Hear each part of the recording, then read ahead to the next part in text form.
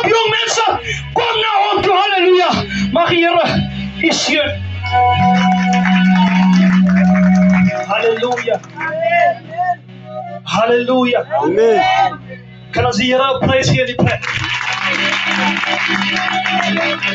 Groet vandaag allemaal in die mooie naam van die Here. Bishop is gegroet.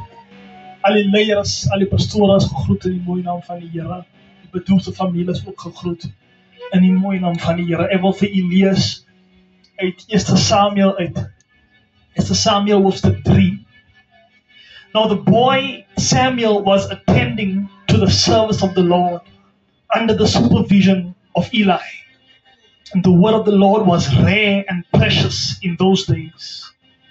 New revelations of divine truth were not widespread.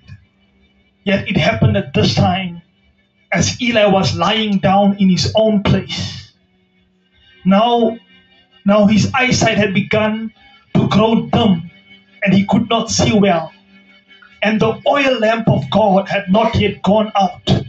And Samuel was lying down in the temple of the Lord, where the ark of God was. And the Lord called Samuel, and he answered, "Here I am." And he ran to Eli and said, "Here I am, for you have called me." But Eli said, "I did not call you. Go and lay down." So he went and lay down. And the Lord called again, "Samuel." So Samuel got up and went to Eli and he said, "Here I am, for you called me." But Eli answered, "I did not call you. Lie down again." Now Samuel did not yet know or personally experience the Lord, for the word of the Lord was not revealed directly to him. Verse 8 says, "So the Lord said to Samuel a third time, and he stood and went to Eli and said, 'Here I am, for you called me.' And Eli understood it was the Lord who was calling the boy.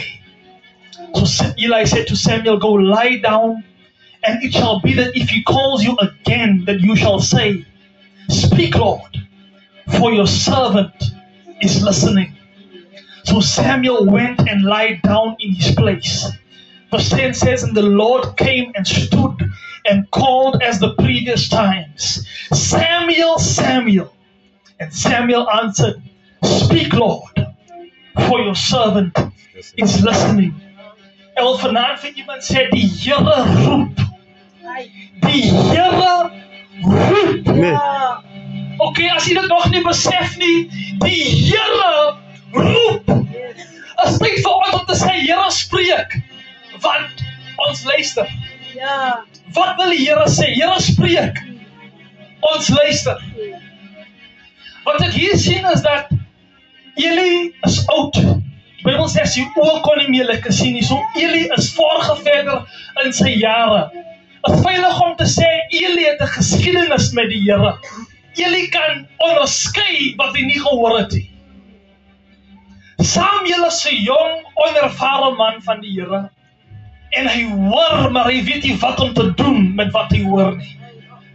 Die Here is besig om te roep. En ek weet nie of ons afslaan, of ons sien dat die Here besig is om te roep. Ons lewe in 'n tyd waar dit nie meer 'n skande is as iemand skei nie. Ons lewe in 'n tyd waar abortus nie 'n skande is nie. Ons lewe in 'n tyd waar daar nie agting is vir die woord van die Here nie. Hoekom? Want ons kan nie erken wie's hy, wat praat hy, ons hoor. Maar ons weet nie wie hy is. En Eli is besig om uit te sterf. Ons stel nie belang in die groot mense wat die Here dien nie. Ons stel nie belang in die groot mense wat kerk toe gaan nie. Ons stel nie belang om te leer wat sê die groot garde nie.